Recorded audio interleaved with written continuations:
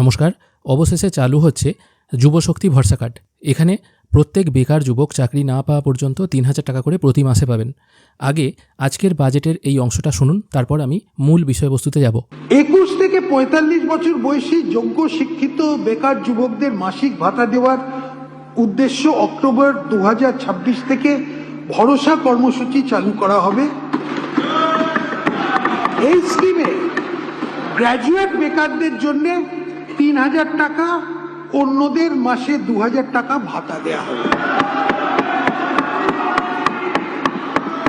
এই কর্মসূচি যে সকল পরিবারের আয় ১ লাখ টাকার কম এবং যারা অন্য কোনো সামাজিক সুরক্ষা প্রকল্পের সুবিধে পাচ্ছেন না, এইসব পরিবারের প্রার্থীর জন্য প্রযোজ্য হবে।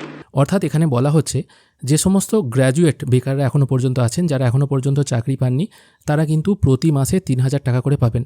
এবং যারা এখনও পর্যন্ত বেকার কিন্তু গ্র্যাজুয়েট নন, এবার গ্র্যাজুয়েট নন বলতে তারা 8 পাস হবেন নাকি মাধ্যমিক পাস হবেন নাকি উচ্চ মাধ্যমিক পাস হবেন সেটা কিন্তু এখনও বলেননি, তারা কিন্তু প্রতি মাসে ২,০০০ টাকা করে পাবেন। যারা গ্র্যাজুয়েট যুবক এখনও পর্যন্ত বেকার, তারা প্রতি মাসে ৩,০০০ টাকা, এবং যারা গ্র্যাজুয়েট নন এরকম বেকার আছেন তারা প্রতি মাসে ২,০০০ টাকা করে পাবেন। তবে এই প্রকল্প শুরু হচ্ছে অক্টোবর থেকে। এখানে কিছু কিন্তু মানদণ্ড দিয়ে দেওয়া হয়েছে, যেখানে বলা হচ্ছে যদি কারুর ইনকাম ১ লক্ষ টাকার নিচে হয় তবেই কিন্তু সে এই প্রকল্পে অ্যাপ্লাই করতে পারবে। এবং তার থেকেও বড় কথা, কেউ যদি অন্য কোনো সামাজিক সুরক্ষা প্রকল্পে কোনো রকম টাকা পেয়ে থাকেন তারা কিন্তু এটায় অ্যাপ্লাই করতে পারবে না। কেউ হয়তো লক্ষ্মীর ভাণ্ডার পাচ্ছে, কেউ হয়তো অন্নপূর্ণা যোজনায় টাকা পাচ্ছে, তাহলে কিন্তু তারা একই সাথে এই ভরসা কার্ডে অ্যাপ্লাই করতে পারবে না। তবে হ্যাঁ, এখানে বয়স হতে হবে এই প্রকল্পে অ্যাপ্লাই করার জন্য ২১ থেকে ৪৫, আর এটা কিন্তু কার্যকর হবে অক্টোবর থেকে, এখনই কিন্তু কার্যকর হচ্ছে না। তার মানে যারা বেকার যুবক গ্র্যাজুয়েট তারা পাচ্ছে ৩,০০০ টাকা, এবং যারা গ্র্যাজুয়েট নয় তারা পাচ্ছে প্রতি মাসে ২,০০০ টাকা।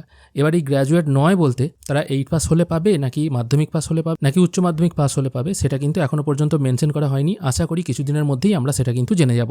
অবশ্য কেউ যদি প্রাইভেট সেক্টরে কাজ করে এবং তার টোটাল ফ্যামিলি ইনকাম ১ লাখ টাকার নিচে হয় তাহলে সেও কিন্তু অ্যাপ্লাই করতে পারবে।